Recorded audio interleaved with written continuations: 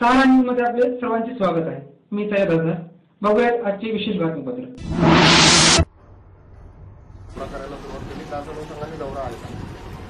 निश्चित निवडणुकीच्या पश्चात काँग्रेस संघटनेची पुनर्बांधणी आणि संपूर्ण भारतात दोनच मतप्रवाह आज आहेत. एक आहे काँग्रेसचा आणि दुसरा आहे भाजपचा. आणि या दोन मतप्रवाहांच्या अनुषंगाने एक जबाबदार विरोधी पक्ष देशातला आणि राज्यातला म्हणून आमची जबाबदारी आहे. आणि जबाबदारी नुसती विरोधी पक्षाचीच नसून संविधानाचे संरक्षण, संवर्धन आणि स्वातंत्र्य प्राप्तीकरता हुतात्म्य पत्करलेल्या सर्व एकंदरीत स्वातंत्र्य मिळवून देणाऱ्या ज्या व्यक्तींनी आपल्याला जो वारसा दिलाय, जी परंपरा दिली आहे, जी एक संस्कृती आपल्याला दिलेली आहे, त्या संस्कृतीचं रक्षण हा देखील आमचा कामाचा एक महत्वपूर्ण गाभा आहे. आपण महाराष्ट्र स्थापन केल्यानंतर महाराष्ट्राची भूमिका ठरली. 105 हुतात्म्यानंतर जेव्हा निर्मिती महाराष्ट्राची झाली तेव्हा महाराष्ट्र धर्म नावाचा एक सिद्धांत, एक भावना, एक अहसास आणि एक व्रत आपण सगळ्यांनी स्वीकारलं.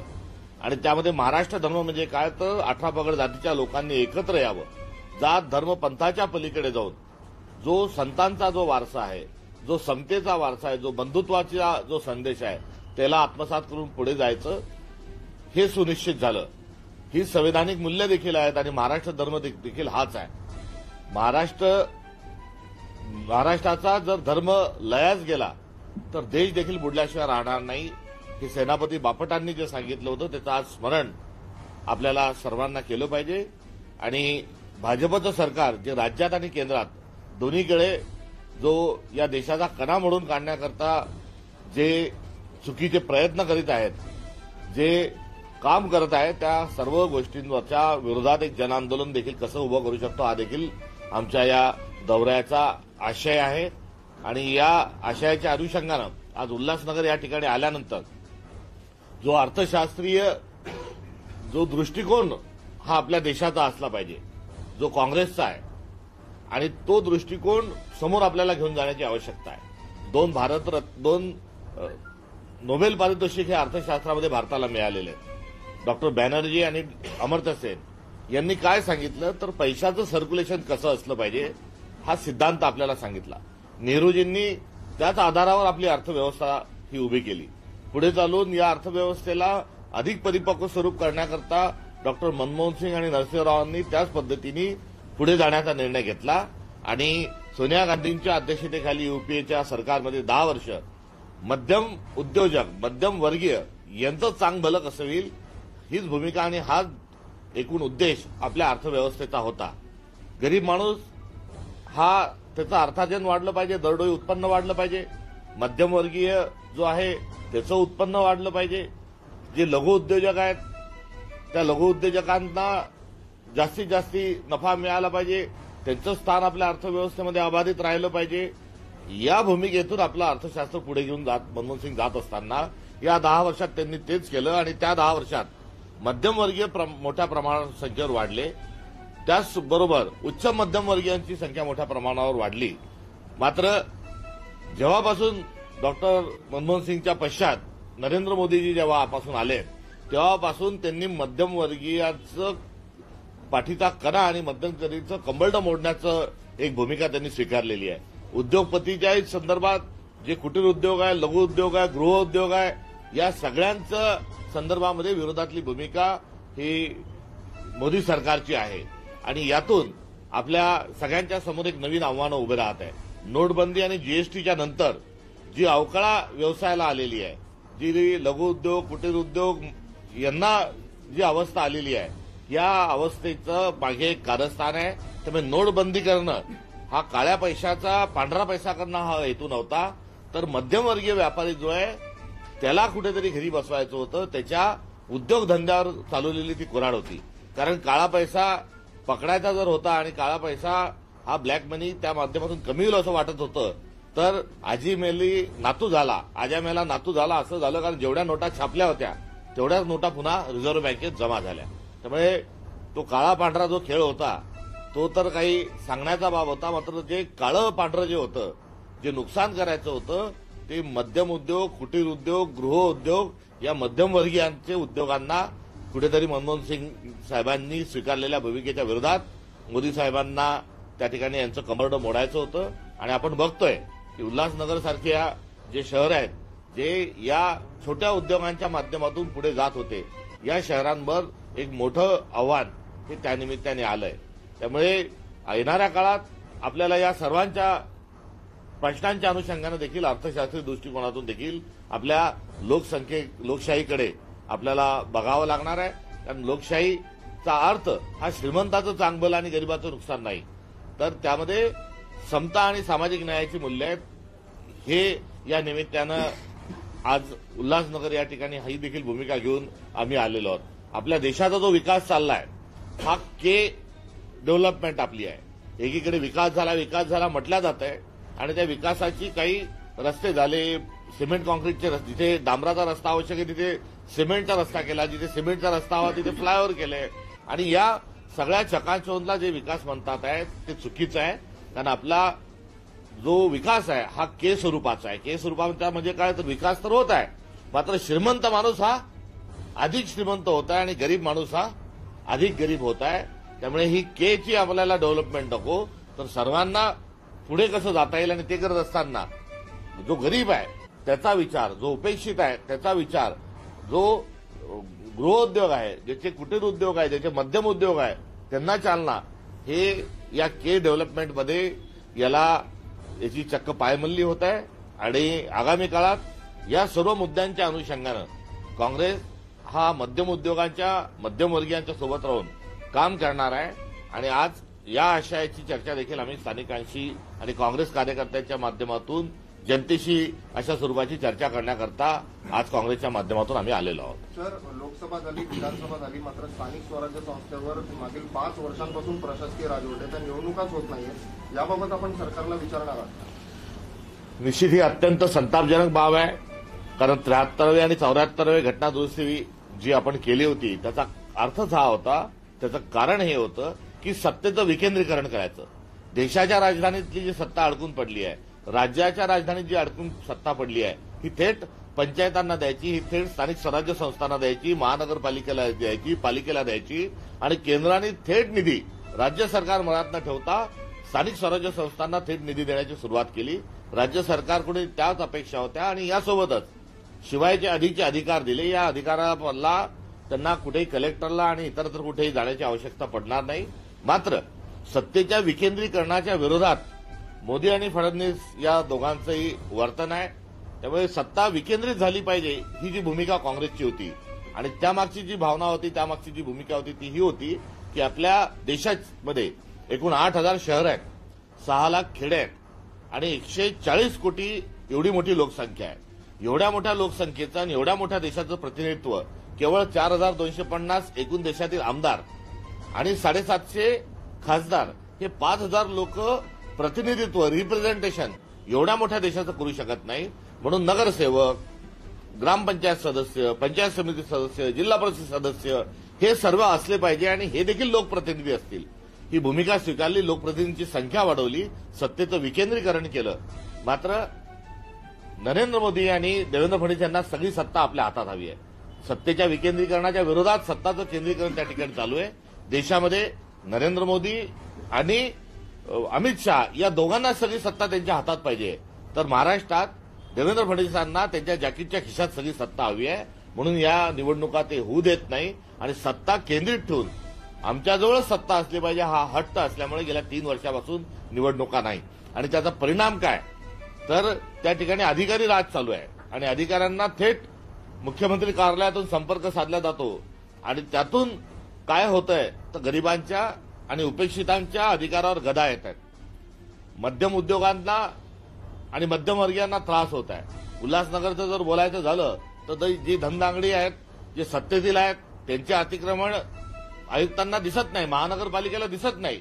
मात्र रस्त्याच्या कडेला भाजी विकणारे असतील त्यांच्या अधिकारावर गदा आणल्या जाते, त्यांच्या रोजीरोटीवर, त्यांच्या लाईव्हलीहूडवर कुठेतरी गदा आणल्या जाते. त्यामुळे छोट्यांना चिरडून टाकायचं आणि मोठ्यांचं रक्षण करायचं हा जो एकंदरीत या सरकारचा जो चाललेला जो प्रताप आहे हा प्रताप सगळा सत्तेच्या केंद्रीकरणाच्या हट्टापायी आहे आणि आम्ही सत्ता विकेंद्रीकरण झालं पाहिजे या अनुषंगानं लवकरात लवकर निवडणुका घ्यावा ही आमची विरोधी पक्षांना नात्यानं मागणी आहेत.